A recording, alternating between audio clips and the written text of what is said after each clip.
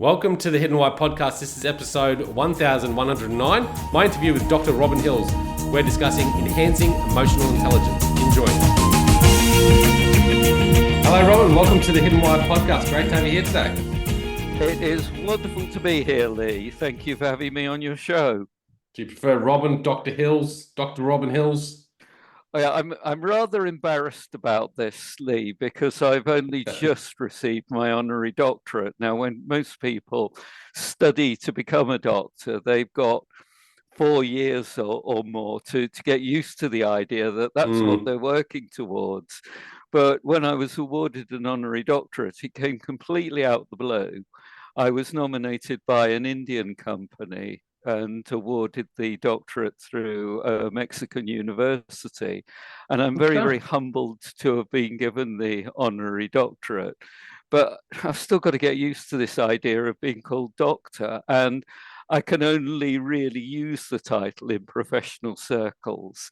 And I do then stress that it is an honorary doctorate rather than a PhD or an MD. Because I've been awarded it for my lifetime's work in the field of emotional intelligence. Yeah. That's, it's a great achievement, mate. Well, thank you. But like I say, I'm still trying to get used to it. Getting used to it. And trying to wear the badge with pride. You say you're a business psychologist. Yes, I'm an emotional intelligence coach, trainer, and facilitator. But a lot of that is based around business psychology, and I'm a member of the Association for Business Psychology here in the United Kingdom and the British Psychological Society.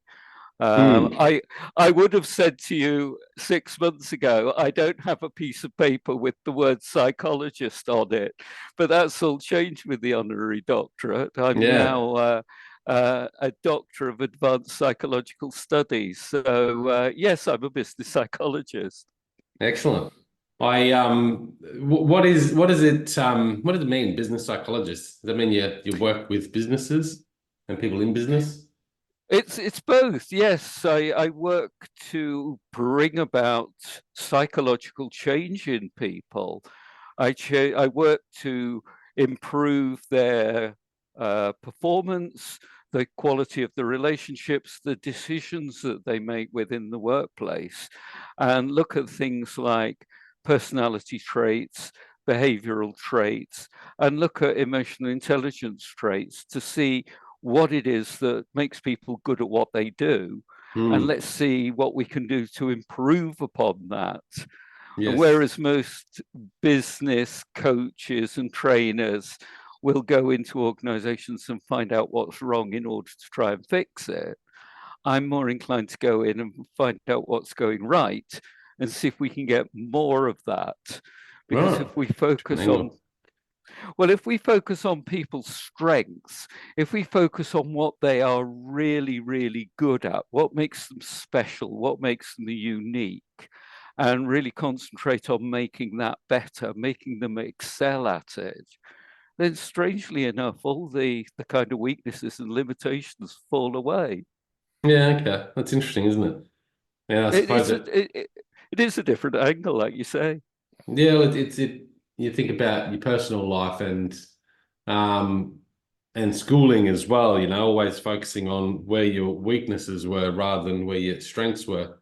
And I think it's probably better to focus on your strengths because maybe your weaknesses will always be weaknesses. And with your strengths, you could excel in other areas more greatly. Yes, yeah. For example, I'll go into organizations and people are not particularly technically minded, but they're very good at building up relationships with teams. They're very good at empathizing. If anybody's got a problem, they then become the person to go to. They're the shoulder to cry on. They have got very, very good listening skills. And when I point this out to them, they kind of look at me strangely and say, well, surely everybody does that. Well, no, everybody doesn't do that. And what I've got to do is to encourage people with these skills to recognize that they are something really special and get them to work hard on it. Yeah, that's important. What you're in the field of emotional intelligence, and I know I just had another guest on the podcast that you recognize or know. Um, in regards to emotional intelligence, what is your strength in that particular field? Well, the work that I do, and indeed where I got my doctorate from, Hmm. is by delivering emotional intelligence online. And it's Yeah, okay. something I've been working at for the last 8 to 10 years.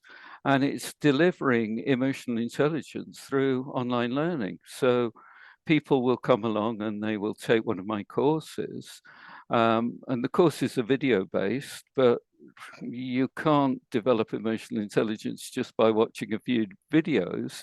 You can get a better understanding of emotional intelligence, but you've got to go away and practice it. So there are practical activities and quizzes integrated within the course that will encourage people to go back into the workplace, try out new things, see what works, see what doesn't work, make mistakes and learn from mistakes in order that people can then say, right, well, that didn't work. Why didn't it work? Let's see if I can do it better next time. Yeah. The when you say like delivering online, is that like online skills directly with you, or is it like a course or a program that you run? It it's an interesting question, Lee, and a lot of people had to come to terms with different ways of delivering training online during the pandemic. Hmm. And a lot of people thought, well, what I need to do is to transfer my skills into delivering face-to-face training through media such as what we're using at the moment, Zoom and Teams and Cisco WebEx and various other platforms where people Yeah. can look at each other while they're training. No, I don't do that. I didn't do that prior to the pandemic, and I don't do it now post-pandemic. What I was doing is creating very, very short videos of between 3 to 5 minutes on average, which deliver a nugget of learning around an aspect of emotional intelligence. And Okay. these are built up through little movie clips and animated PowerPoint and GIFs, just to illustrate certain aspects of psychology and emotional intelligence so that people say, yeah, I recognize that, or yeah, I've learned something from that. So is that through the website there? ei4change.com? Yes, that's right. EI for change, emotional intelligence for change. And we work at the personal level, the team level, and the organizational level to bring about effective change. Yeah, great. So that's EI for change, number four, change.com. I'll stick the link in the show notes. The so when you say snippets of emotional intelligence, like I feel like this topic of emotional intelligence may be difficult for a lot of people to grasp. Would that be fair? Yes, it is very fairly. So if it's a hard thing to understand, how do then we deliver that information without, having the discussions like I'm having with you, or with Josh Friedman recently, where I can learn a lot about emotional intelligence by having that conversation. How do you tailor it so you can really give that learning and really help people enhance their emotional intelligence? Well, I've got to defer back to Joshua Friedman, who I've known for well over a decade, and Yeah. I've presented at a number of his conferences in South Africa, India, and the Middle East. And I've got to know him well over the years. Yeah. He gave me a definition of emotional intelligence which works. And if I can refer back to what Josh gave me as his definition of emotional intelligence, and I can provide that for your listeners. If that is the basis of our understanding of emotional intelligence, then it becomes a lot easier to work with.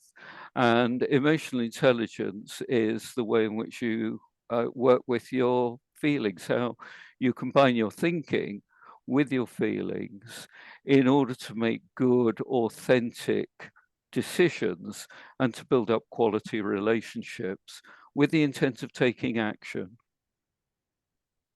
Okay. Can you say that again? Just Yeah, sure. so, It's being smart with your feelings. It's the yeah. way in which you combine Mm, your thinking with your feelings in order to make authentic decisions and okay. build up quality relationships with the intent of doing something with it, with the intent of action.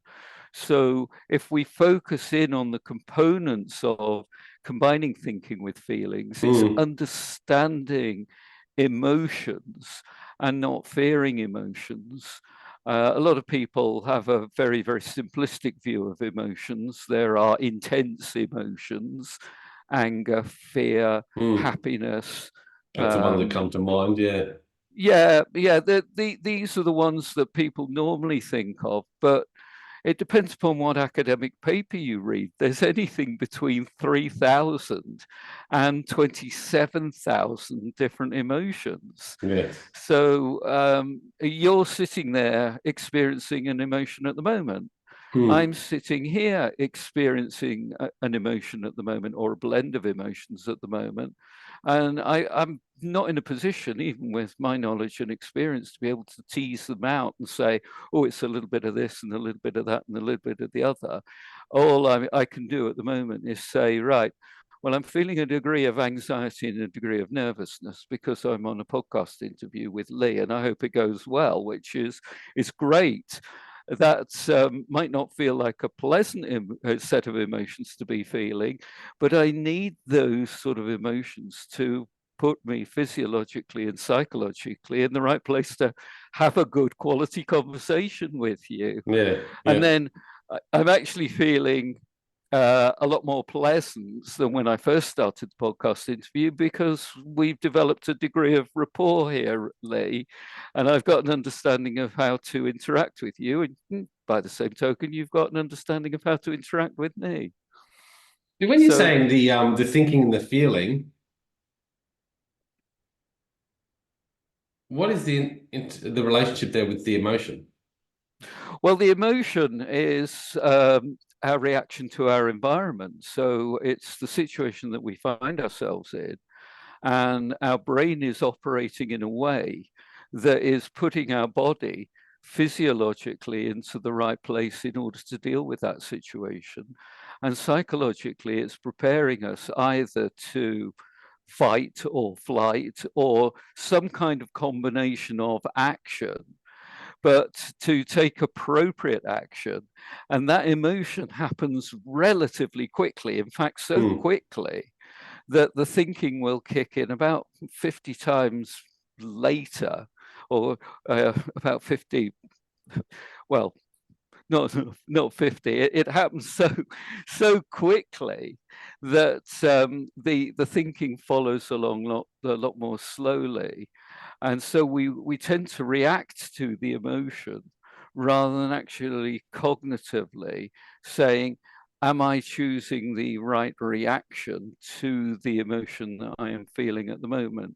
Now, all of that sounds very, very slow. And of course, it's not as slow as that, but we can tune no, it ourselves to goes be very able quickly, to. and that's often the problem, isn't it? Yeah, that is often the problem. So it's actually helping people to take stock, to stop metaphorically, and to Mm, choose the right reaction, and to think, is this the most appropriate reaction in this set of circumstances?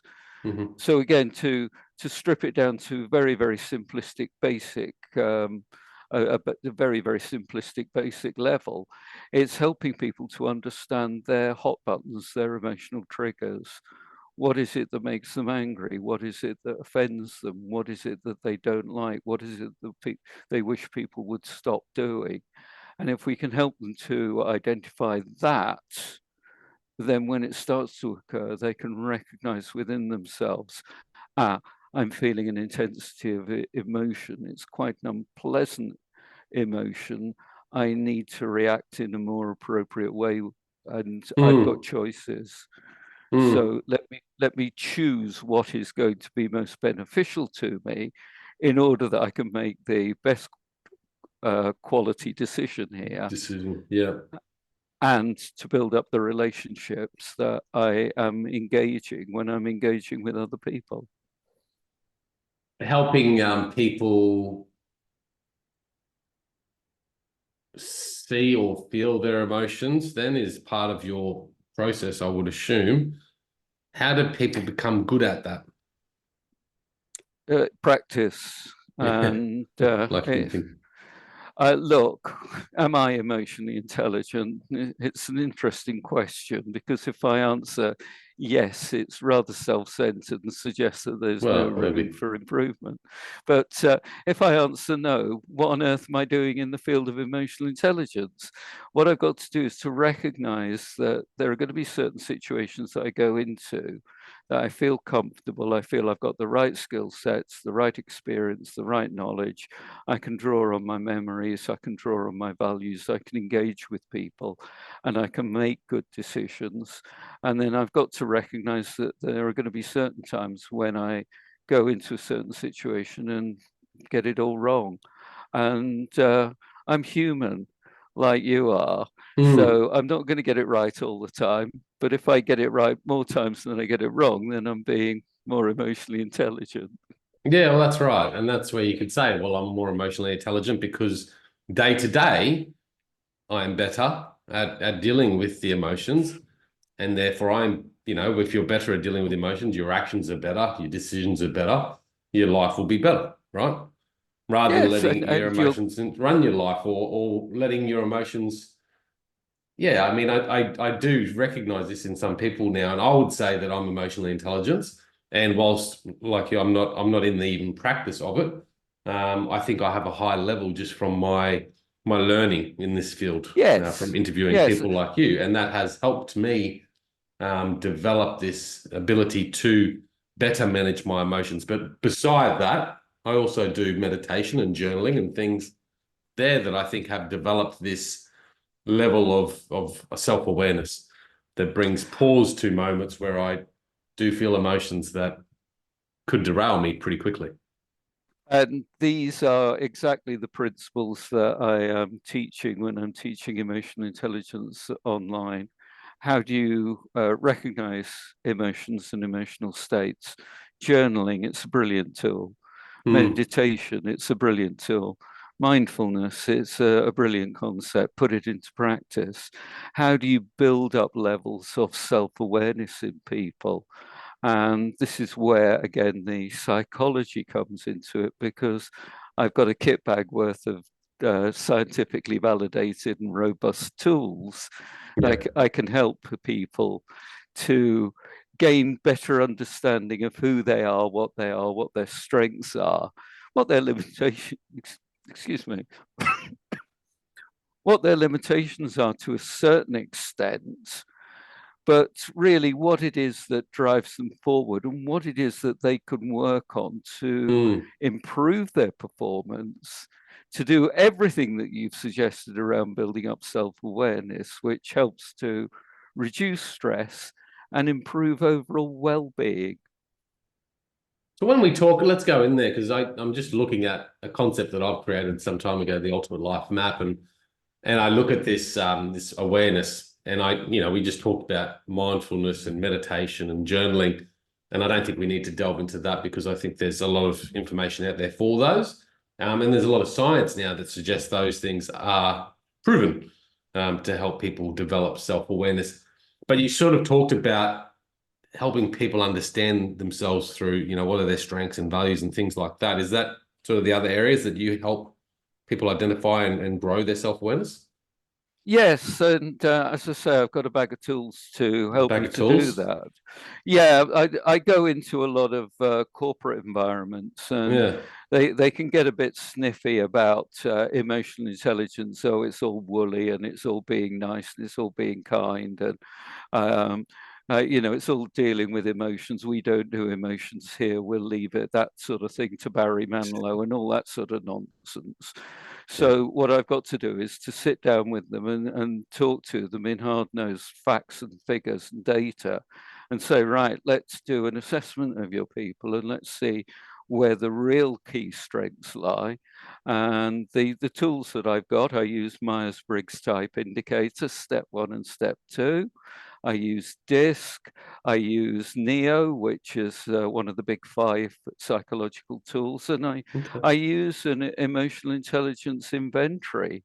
And these are very, very big, powerful tools, which really in black and white will tell you exactly what you're good at. And it will tell you in no uncertain terms that this is what you're not good at.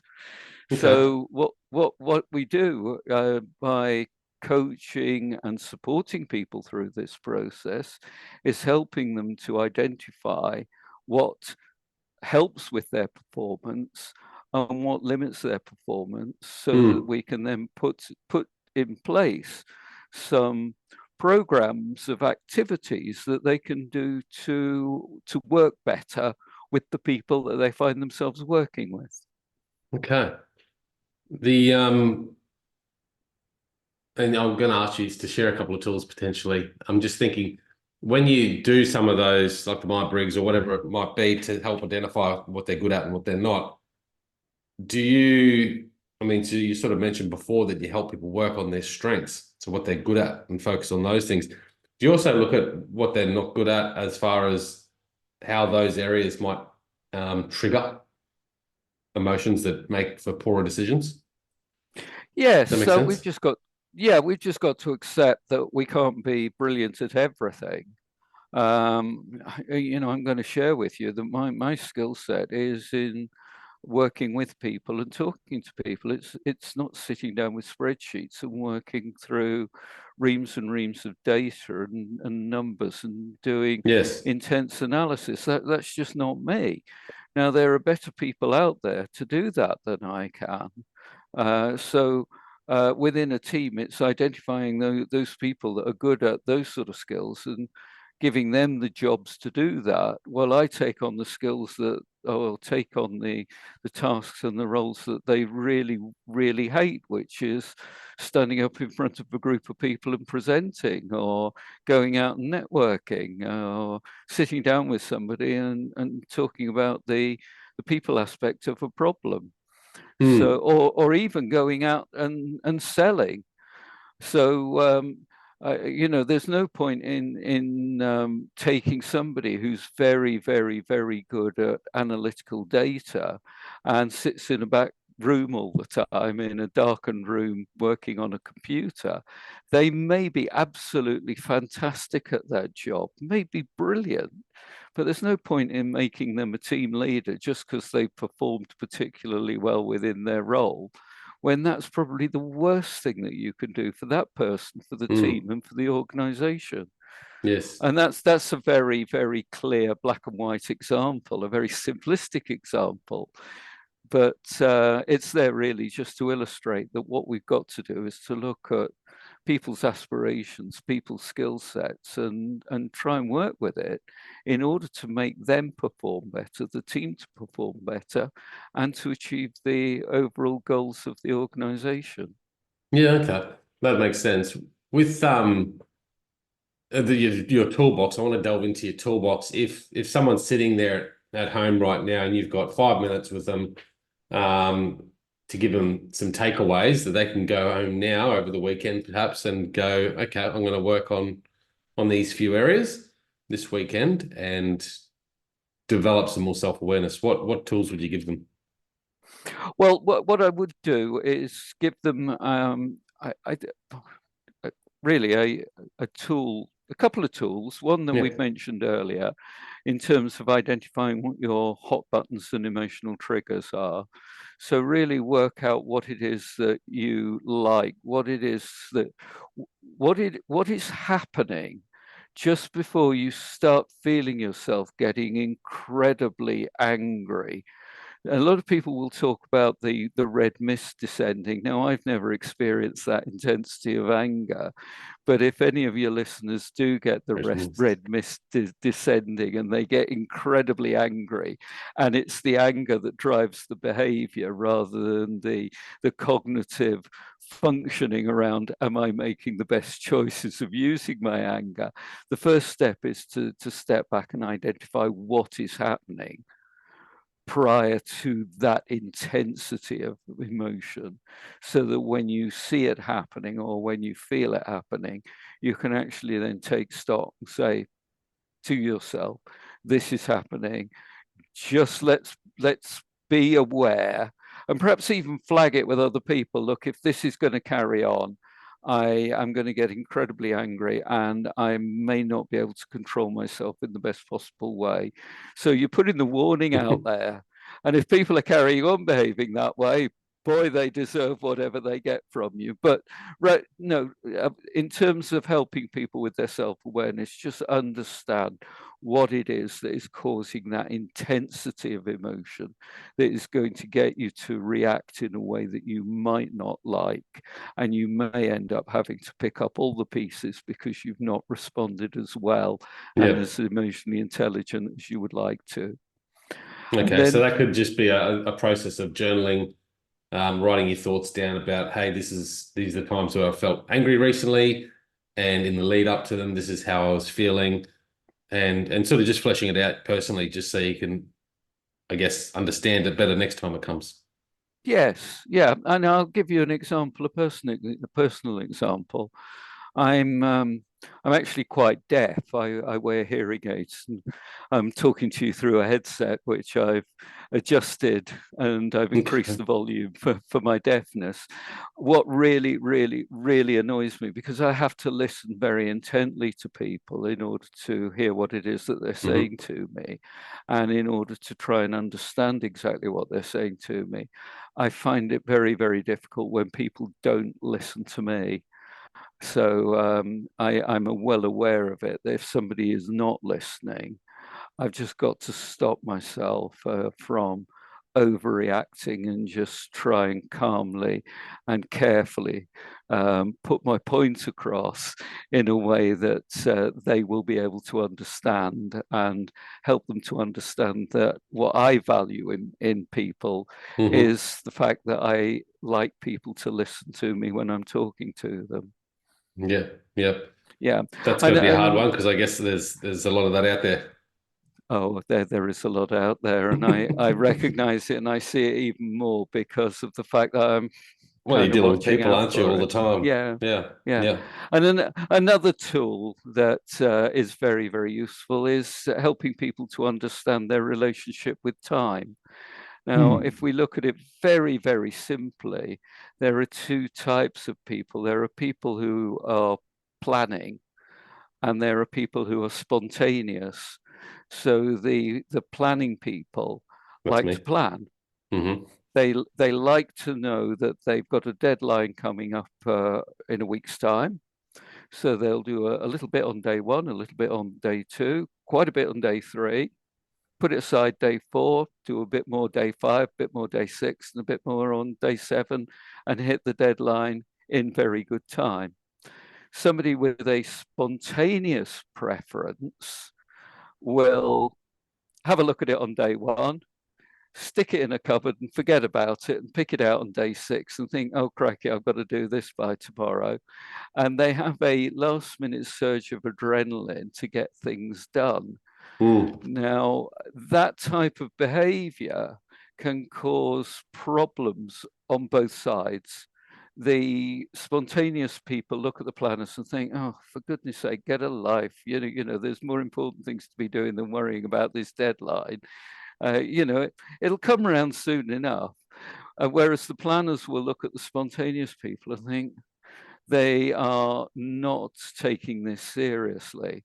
And why do they leave it all to the last minute when they get into an absolute panic about it? And everybody else is really running around ragged trying to hit the deadline, and they're making the situation a lot worse by just being very intense about it.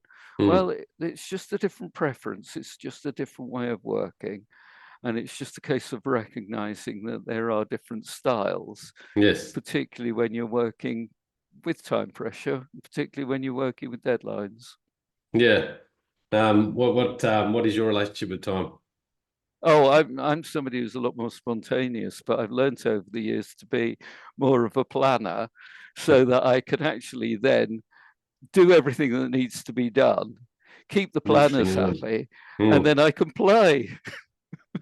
I'm the opposite. I certainly love to plan, and I do know that my emotions will be running higher if I don't have good routine and plan. So you get to learn that, don't you? But it is important to then find the balance and have to be a bit more spontaneous. So yes, you can have a bit more joy in life too.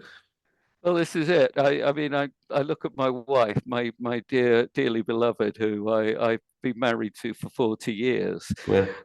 When we are going to get a train, if I'm on my own, I'll get there 5 minutes beforehand, and I'll be standing on the platform or running onto the platform as the train is coming into the station. As far as my wife's concerned, she's got to be there at least an hour beforehand, sitting there waiting for the train for a whole hour. And there's a complete difference in the Oh way in yeah. which we operate around getting trains, getting planes, getting boats, and all that sort of thing. But I've learned over the years, and this is where the spontaneity really helps me. I learned over the years that, quite honestly, if that's the way she wants to be, let her be that way. So I put Parker on the platform. I'll go off to the coffee shop. I'll have a look at all the other shops on the station. I'm on the station. I'm there in good time, but I'm not sitting there twiddling my thumbs waiting for the train to roll into the station. Yes. So we just learned to tolerate each other over the years. Well, really quite important because I mean, two ideas that you've given people to walk away with today is, looking at what triggers you and what are your hot buttons, but what sort of, type of person you are as well. So, because I think the things that often trigger us are the things that upset us in other people that Yeah. that they're not following, that we value. So a better understanding of that is important, and understanding that, hey, not everyone's going to be like you, and everyone's going to be different, and you've got to accept people for their differences. Yeah, this is it. And without going into a lot more detail, there are other aspects, as you say, of this is what I value, this is how I go about my work, this is what I do. And Hmm. other people will do it in a different way. It's a preference. We can do it any way we like, but our preference is to do it one way. Somebody else's preference is to do it another way. And some very, very simplistic examples to illustrate this. What hand do you write with, Lee? Am I right? Yeah, I write with my right hand as well. So we've got an affinity towards each other around writing. But there are people who write with their left hand, and that's their preference. Hmm. And then there are some people who are very skilled at writing with both hands. They're ambidextrous. So Hmm. with all these preferences, you're either metaphorically right-handed or left-handed, but you can be either, and you can be in the middle. What do you see? Because that just raised a question there that had me thinking last night as well. But there's a lot of in the world right now. Um, I don't want to screw this up and say the wrong thing, but I feel that in the world right now, there's a lot of group forming, right? There's people that are for one thing very strongly, and people are totally against it on the other side. And as far as emotional intelligence goes, that shows me that people are becoming worse at showing understanding for everyone's preferences, rather than just accepting people for as they are or things as they are. We're becoming very divided in that sense. And emotional intelligence, I believe, has a big part to play in that. Yes, absolutely. And if I take you back to your conversation with Joshua Friedman a couple of months ago, he talks about us being in an emotional recession. And I think he's absolutely right. We're getting worse at emotional intelligence rather than better. Mm. And I think what we can do as individuals is we can't change this group mentality, this kind of tribal mentality, because that's happening at the macro level. What we can do is to make the choices that we need to make at the individual level. So if I'm improving my emotional intelligence by making authentic decisions and building up authentic relationships, then hopefully there'll be a ripple effect out through everybody who's within my network and who I'm in contact with. That really is effectively all I can do, but it's a major part of everything that I do. And I think, quite honestly, Lee, what I've known about you in the last half an hour or so, you're doing exactly the same. And your podcast, The Hidden Why, is doing that, and it's having that effect, and it's bringing good quality messages out into the big wide world that people need to hear. Yeah, very true. And you're right, you have to lead that example, don't you? You have to be and it might seem silly to think, well, if I make changes in my life, how's that going to change the world? But if everyone did that, if everyone got in there and it's like self-improvement. This is the podcast. This is why I do this thing, because I'm all about self-improvement. I'm all about trying to constantly better myself, because I believe if I'm better, then I'll be a better person to everyone else in all the relationships that I have in my life, whether that's a big scale or small scale. It doesn't really matter, because each person that I touch, if I can change them just a little bit and make them better just a little bit, that'll have a ripple effect, and that'll be a greater thing for the world in general.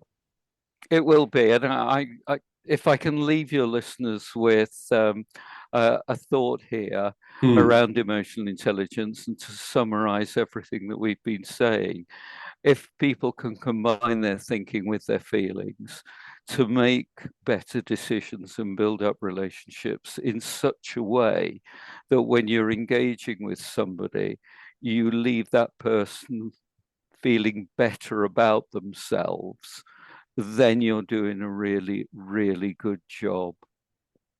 That's good. Important message. Thank you, Robin, so much for sharing. I'm going to stick the link in the show notes for everyone to check it out. I have been flagged that there's been a little bit of an issue with my podcast, so I need to jump on that and fix that today as well. Robin, pleasure having you here. It's been an absolute pleasure, Lee. I've thoroughly enjoyed our conversation. Thank you for being such a great host. Oh, very good. Thank you. And guys, check it out at thehiddenwhy.com. Until next time, keep Thanks, guys, for listening to this episode. I hope you enjoyed what you heard. I hope you love what you're hearing. If you like this episode, guys, or any of the episodes that you're listening to here at The Hidden Why, please do me a favor by sharing it. You can share it with your families, you can share it with your loved ones. You can do that by using your favorite social media channels, using the icons on the platform that you're listening to The Hidden Why podcast. Also, guys, if you're a fan of the show, please connect with me. Connect with me at thehiddenwhy.com. I love to hear from you. I love to converse with the people that listen to this show to find out what they enjoy, what they don't enjoy, and perhaps if they have any questions or feedback for the show as well. You can stay up to date with all that I'm releasing here, guys. I do a solo show every Monday, a 3-minute thought every Thursday. I do 2 interviews a week on a Wednesday and a Saturday, and a book review every Friday. You can stay up to date with all that by subscribing to my newsletter at thehiddenwhy.com. Just enter your email address there, and also subscribing to the podcast on the platform that you choose to listen to your podcasts. You can also support the show, guys, by using the Amazon links at thehiddenwhy.com. So if you like books, you can get all the books that I review there, and anything else really that you like to purchase through Amazon. So use that link, it helps support the show. And we've also got a deal with Audible, guys. Audible is a fantastic way to listen to all your favorite books. We've got a deal with them so you can get 2 free books when you subscribe, or subscribe to a 30-day free trial. So check that out again at thehiddenwhy.com. Guys, that's it from me. You know what to do. Go out there, breathe more passion into every single moment. Do everything with greater purpose. And in doing so, you will discover your hidden why. This is The Hidden Why. My name is Lee Martinuzzi. Until next time, peace, passion, and purpose. See you soon.